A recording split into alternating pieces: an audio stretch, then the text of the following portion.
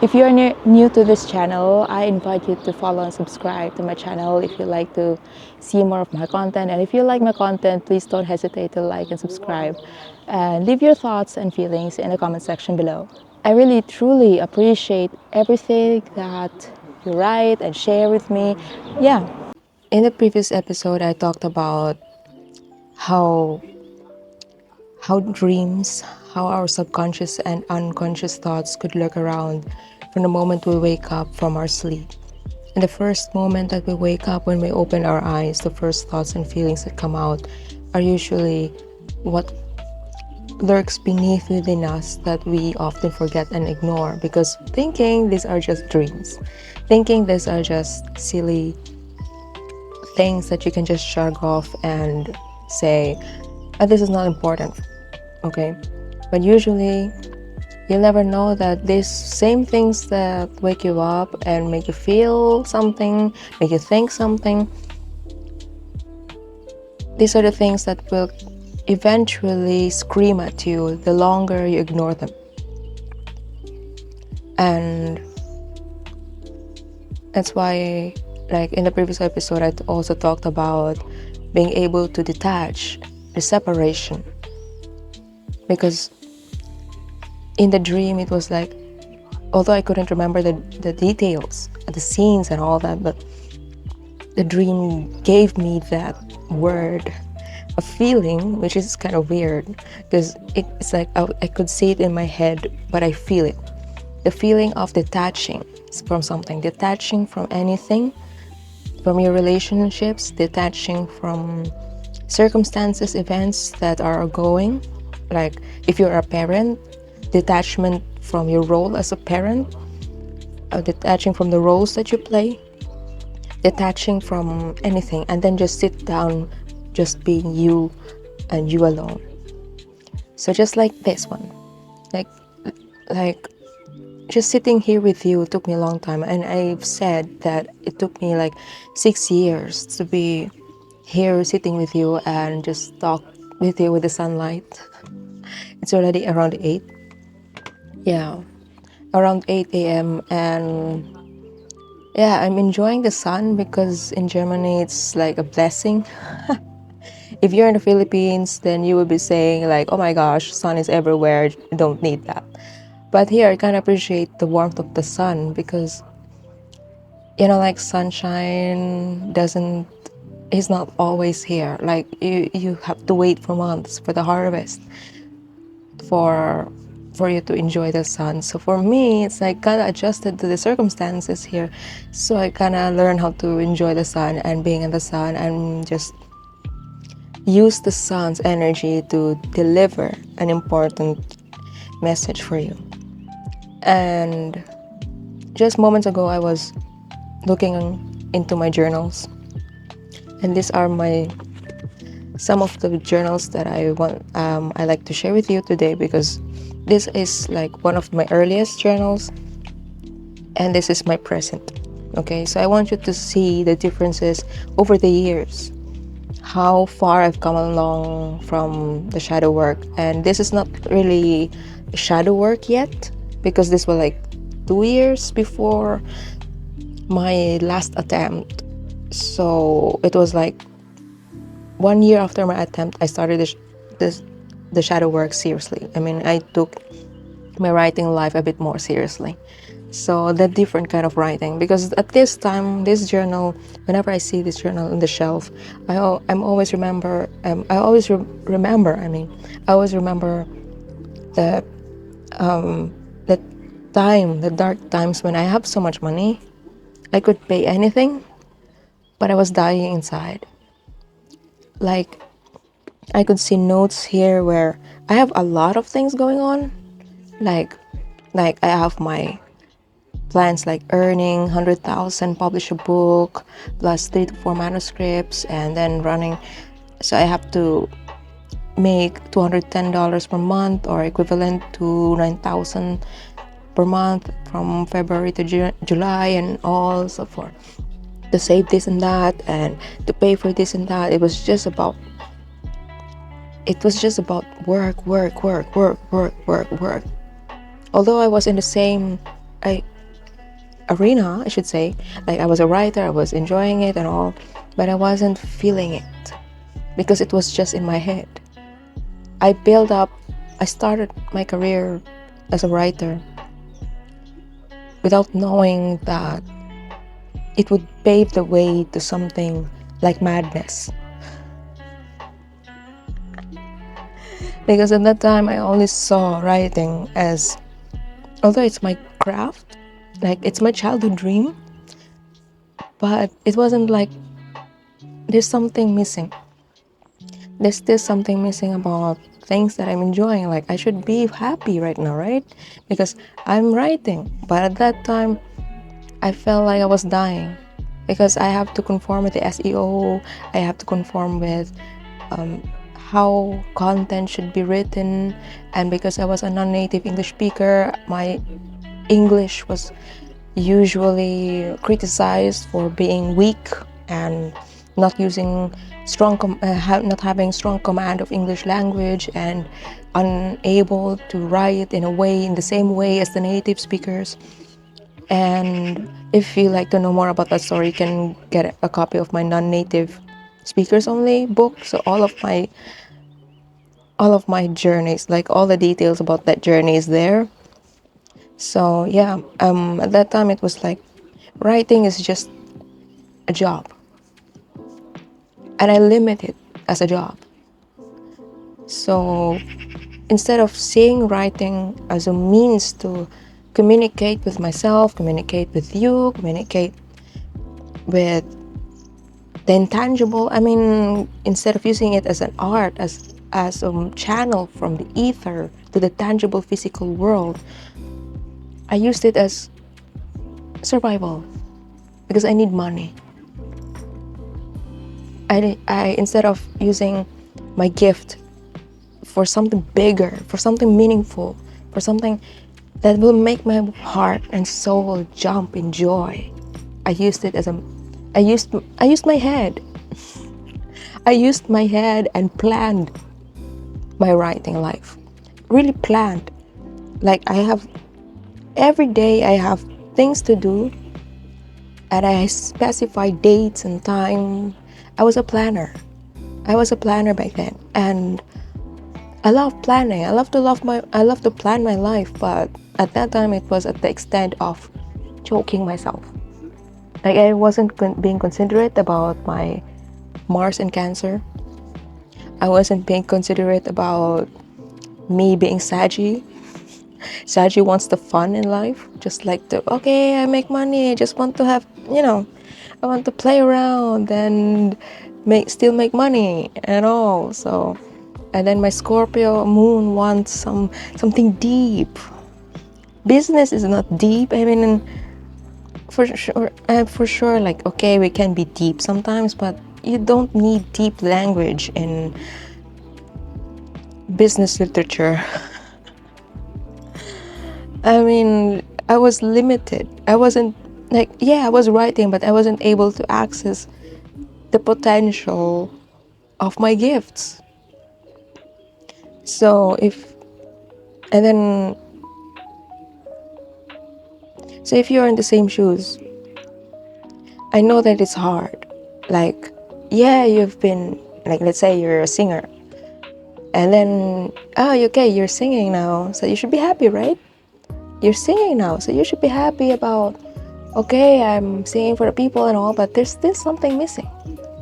Or if you're having a family life and you're married and having kids and you think that you already have everything in your life and you should be happy, right? You should be content, but there's still something that itch you, something that you cannot ignore, and the more that each day that you ignore it, it becomes loud and loud and loud and loud until it's now screaming at you. What is it? So that's the reason why I'm sharing these two journals, because I have a lot of journals. I love to write. I love to write. I love books in any form. I make books. I literally make books. Like I destroy books. I'm really feeling sorry for my husband because this is his favorite book, but I didn't know that this is his favorite book. So, but I destroyed it because of we were selling stuff and then we needed some packaging material. So, Manshats, if you're watching this, I'm so sorry. I really wish that I have enough money to buy you a copy of this same book that I destroyed. Love you. Anyway, so this was so I used the insides, the pages, as a packaging material just to ship some stuff so we could survive. I mean, it was really living in Germany survival. So, and then because I felt so bad, because he said, "Oh my gosh, Chaz," when he came home from work, it was like he saw something like an anomaly from the packaging material because he knew that we just used newspapers and random things to pack in stuff and all that. And then he returned home and then he said, "Oh my gosh, no, no, no, no, I hope not, I hope not." So when I actually saw the pages and like, "Oh my god, Shad, you destroyed it." So this is it. This was the book. And because I felt so bad, I thought, is there any way that I could recycle it and all? So I thought of, yeah, we have a lot of like sketch pages for like it's like 120 GSM kind of paper at that time. So I thought, then I could make a book. So I literally bind it, and yeah, that's what I've been doing. Like from like all these old books that I have, old book covers, I turn them into journals. So it's like from the outside you could just see the cover and you think this is a book, and then you open it, it's actually my journal entry. So it's another way to save Mother Earth and to save Mother Gaia from what we're doing. Anyway, going back. So, and that's the reason why I like to share these two journals with you, because yeah, from early journal 2019, when I have not encountered shadow work first time, or I have not encountered shadow work yet, it was like my life was just about planning my life and writing my, it wasn't like writing my feelings, it was writing my plans. It was a limited way to access myself, because I only base myself based on how people expected me to be or expected me to become, not really considering how I actually feel about things, how I actually feel and think about the circumstances, how do I actually feel about the decisions that I've been making for the sake, especially for the sake of other people. And now these journals, like just like the rest of my journals, they contain like records of what actually happened to me, and I have tangible proof that I've experienced all these things over the years.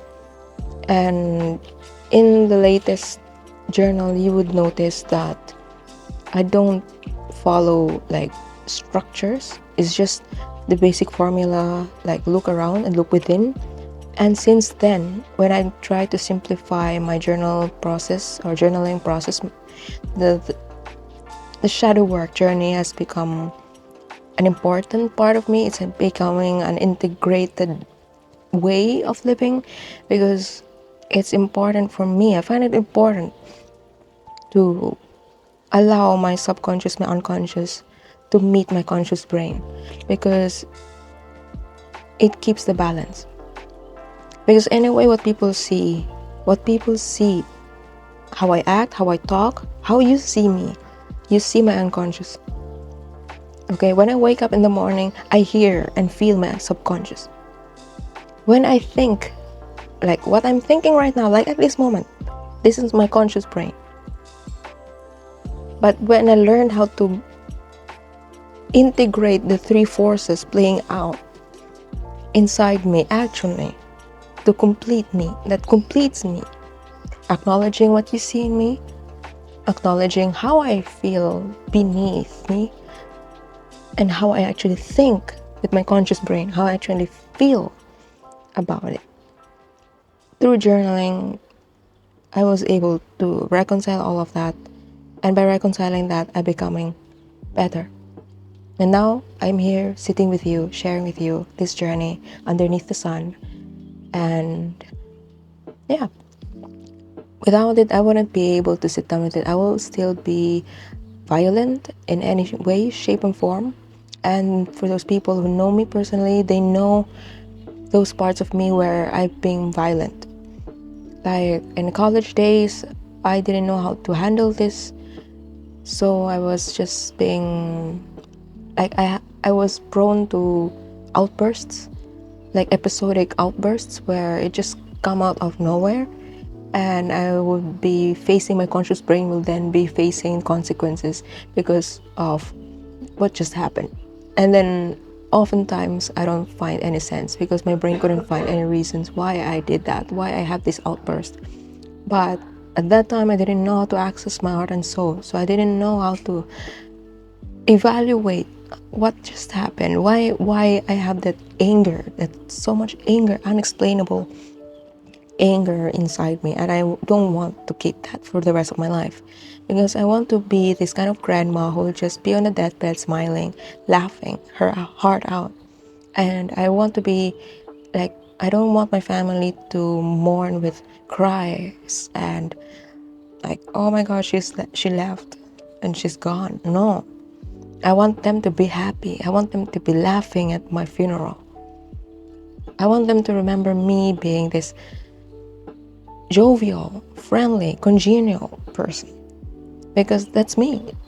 I mean, I don't want to carry the pain that isn't supposed to be mine, just like my grandpa's thing and family thing, the generational thing, fear, anxiety. All of these things are gunky, sticky, black. And because I have Scorpio moon, I have a tendency, I know that I will have a tendency to hold on to these things, because it's hard for Scorpios to change, because they believe that this is this and that, black and white, remember? But I don't want to be that kind of Scorpio. And because I have a lot of Scorpio in my system, I know that it will be hard for me to just sit down and, be honest with myself. But I force myself to be one. I really force myself to be honest with myself, and that's how I led up to now sharing my whole shadow work and whole trauma situation, whole childhood pain with you, because I find it valuable, because it saved me. So I know that it will save you too. And whatever and wherever you are right now, and whatever situation you are in now, I know that, I believe that you can manage it. I know and I believe that you will overcome anything in life, as long as you believe that you deserve to exist. As long as you deserve, you think and believe. You just don't think about it. You've been thinking your whole life. Now it's time for you to feel and believe and have faith and trust that you will overcome this situation, this hardship, this obstacle in life. And if you're confused about yourself, just chill. I mean, if you're confused right now, like, oh, what I should do with my life, then don't decide. Just chill. Wait until your body and your brain, your heart and soul are kind of like, okay, now, you need to wait for the overhaul to finish. And you can't continue living like, okay, on an autopilot and just keep moving forward without having that sense of purpose even, because you just do work, and that's it. And I know it's hard. I know it will be hard. It's easy said than done, but I've told that myself before. Like, it's easy said than done. I thought that I wouldn't be able to think about 10 years, because I couldn't even think of tomorrow, what I will do, what I will feel, what I will be tomorrow. So let alone think about the next 10 years. How can I think of 10 years? How can I dare to dream so disgustingly big? when I couldn't even afford Duna, for example, when I couldn't even afford the basic things of life, when I couldn't even buy new clothes, upgrade, wardrobe upgrade, if I couldn't even afford that, then how dare me to dream so disgustingly big? So these things, I reconcile all of them in the sheets of paper, in the form of a book, and now they're becoming books, book after book after book, and later on, this will become resources for my novels. This will become resources for my future episodes. This will be resources for whatever it is in the future. And for me, the moment that I write them and release them, it's a form of release. That's why I handwrite them. I don't type them. I write my manuscripts encoded. I encode my manuscripts, but I write my insights and visions by hand because it's a way for me to release. It's a way for me to release all the baggage that has been lurking inside me for so long time, and it's time to let them go. And I hope that in this episode there's a nugget that you can take and ponder for the rest of the day. And I know that yeah, it hasn't been easy for you, and it hasn't been. You think life is angry at you, you think God is angry at you because He's giving you this and that challenges, and you think this is insurpassable, and you think this is inescapable, but you can. Otherwise, He wouldn't give you these problems if He thinks that you can't. But since He thinks and believes that you can, then you can overcome it. Otherwise, He wouldn't have these problems. He wouldn't have these struggles in life if you don't have the power and capacity to overcome anything in your life. All you need to do is to be real and get real with yourself. It's time to be, how should I say, a couch therapist, your own couch therapist. It's time to pat yourself on the shoulder and tell yourself, you've had enough, or you're enough. You've done a great job. Although it doesn't sound like, oh my gosh, like you've done so many mistakes in your life that you don't even have the power, like you didn't have the courage to just pat yourself. But just think that you wouldn't have decided those things if you never thought that they were best for you at that time. So just believe and trust that your past selves have decided what is best at that time.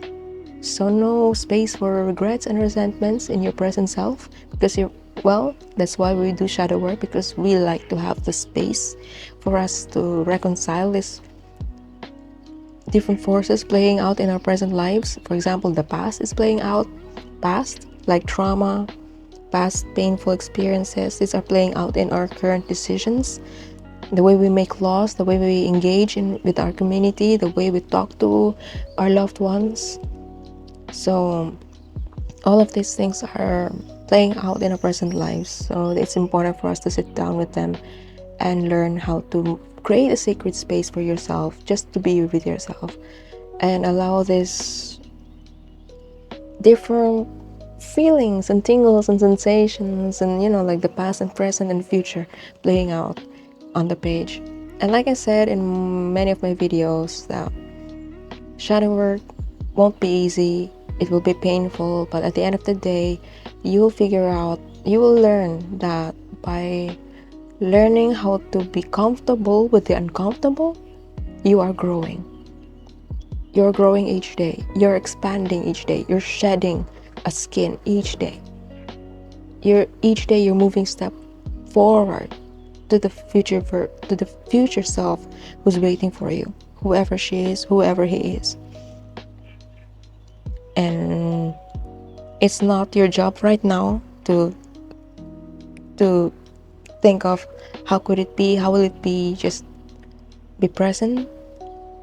And if you have a journal with you, and if you're ready to do this shadow work, then it's time to open that book and sit down with yourself. Or if you just like to sit down here and I'm imagining you here sitting with me and just enjoying the sun, and smile and receive God's blessing in this way. I mean, life has been hard on us. Life has been hard on you. So please don't make it harder for yourself. It's time to let them go. And if you think you're ready, you can go to the nearby shop and buy your own journal. And it's time to write. And I hope that this episode resonates with you. And I know that, yeah, it's a bit chaotic. And I hope that it's been understandable with you. And yeah, if you like to learn about me, all the links that you need to know about me are in this comment in the description. Oh my gosh, my brain is now so foggy. Oh my gosh, help me. So anyway, anything that you need, like you want to learn about me, all about me, and where you can get copies of my books, all of those are in the description. And if you have any questions and concerns about this episode or the topics that I talk about, or if you like to share your feelings and thoughts, your honest thoughts and feelings, you can leave them. Feel free to leave them in the comment section below. And that's it for today. I love you so much and I care for you, and I hope that you care for yourself, and please love yourself this time. If you know how to learn, if you learn how to learn, if you actually know that you have the capacity to love others so much, then why don't you love yourself in the same way?